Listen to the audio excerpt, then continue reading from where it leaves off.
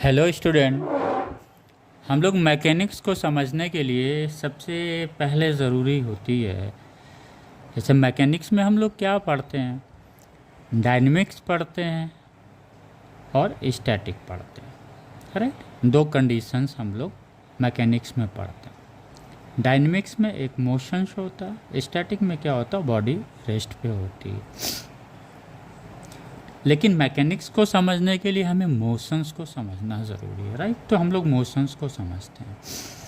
Motions का मतलब जहाँ पे भी आएगा, हम उस ऑब्जेक्ट का, कोई भी ऑब्जेक्ट अगर मोशन की हम स्टडी कर रहे हैं तो इसके पोजीशंस को जानना ज़रूरी है। जब हम इसकी पोजीशंस को जानते हैं तो मोशंस को हम लोग स्टडी कर सकते हैं, राइट। तो before motions we have to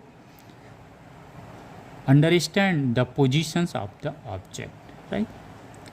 तो अगर हम मोशंस को सिंपल लैंग्वेज में डिफाइन करना चाहें तो हम कह सकते हैं, an object is said to be in motion if its position changes with respect to given time and its surrounding. Surrounding क्या होगा, ये रेफरेंस होगा, कहाँ से हम ऑब्जेक्ट को ऑब्जर्व कर रहे हैं, राइट। तो क्लियर हो गया। फिर मोशंस को हम एक बार फिर से रिपीट करते हैं। An object is said to be in motion if its position changes with respect to given time and its surrounding.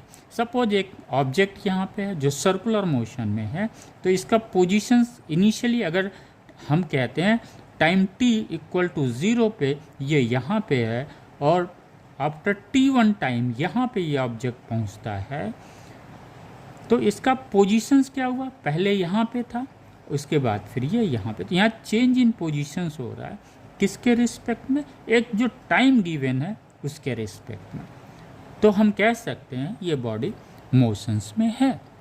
हमें जो स्टडी करना, सर्कुलर मोशन हो गया, प्रोजेक्टाइल मोशन हो गया, स्ट्रेट लाइन मोशन हो गया, राइट। ये हमने मोशंस के बारे में जाना है। आइए दूसरा आता है, रेस्ट क्या होता है, एक ऑब्जेक्ट रेस्ट में कब होता है।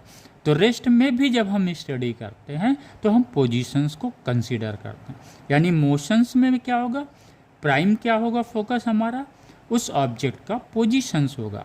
रेस्ट में भी क्या होगा, उस ऑब्जेक्ट का पोजीशंस होगा। तो हम डिफाइन कर रहे हैं रेस्ट को, if the positions of the object does not change with respect to time and its surrounding, then the object is said to be at rest.